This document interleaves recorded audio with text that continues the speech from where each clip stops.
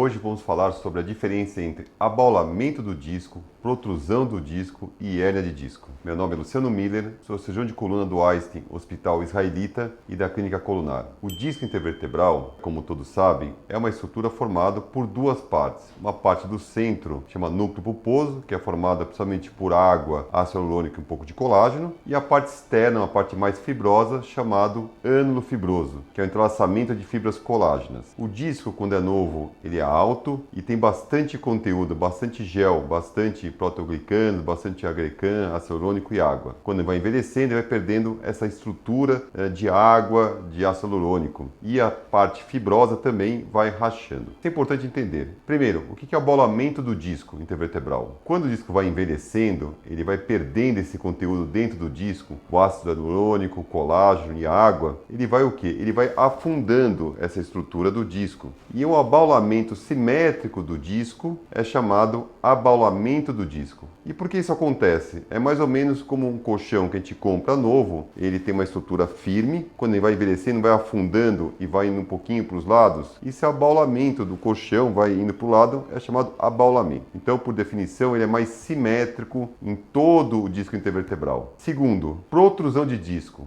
A protrusão de disco, ela é diferente do abaulamento, também é caracterizada pelo envelhecimento, mas a diferença principal é que a camada externa do ânulo fibroso começa a se romper. Então, um lado ou outro, há uma tentativa de saída desse conteúdo do centro do disco para fora. Com isso, como fosse uma pequena bolha, que pegasse um pneu, uma pequena bolha se formando nesse pneu, isso é chamado de protrusão de disco. Os radiologistas, eles definem como uma protrusão quando avalia a região e a base dessa saída, dessa ruptura do ânulo fibroso é maior do que o vértice para onde sai esse conteúdo do disco vertebral. Então tem uma base mais larga e uma pequena projeção desse disco para o interior do canal vertebral. Isso é definido como protrusão de disco. Terceiro, e a hérnia de disco? Qual que é a diferença da hérnia de disco para a protrusão? A hérnia de disco ela tem como característica a ruptura total dessa camada externa do ânulo fibroso. Com isso, com essa ruptura desse ânulo fibroso, aí sim há o extravasamento do conteúdo do disco para fora e com isso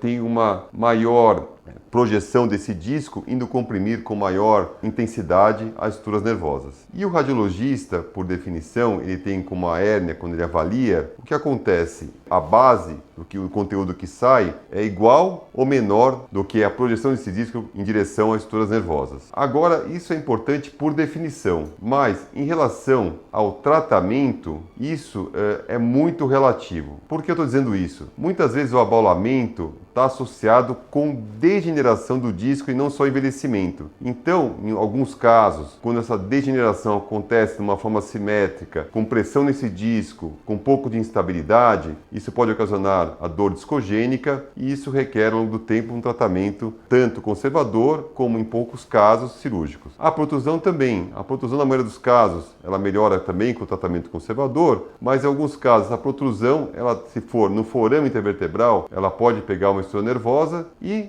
sim pressionar uma raiz nervosa, causando dor, causando até incapacidade e em alguns poucos casos, na falha de tratamento conservador, é necessário a cirurgia. E além disso também, a maioria das hérnias, por deixar claro, mais de 95% das hérnias discais é de tratamento conservador, mas em alguns casos, com a falha de tratamento conservador, pode ser necessário ou infiltrações ou a cirurgia. Que eu quero deixar claro que as definições eram apenas para situar na imagem que nós estamos vendo, mas o tratamento não vai depender só da definição, se é abaulamento, protrusão e hérnia, mas sim dos sintomas e a evolução do caso, se está melhorando ou não com o tratamento conservador ou não. Cada caso, independente se é um abaulamento, uma protrusão, uma hérnia, pode ter evoluções, na maioria dos casos, satisfatórias ou, em poucos casos, evoluções um pouco sem um resultado satisfatório, necessitando algum tratamento adicional. Espero que tenham gostado desse vídeo. Me siga aqui no meu canal do YouTube e no meu Instagram. Muito obrigado.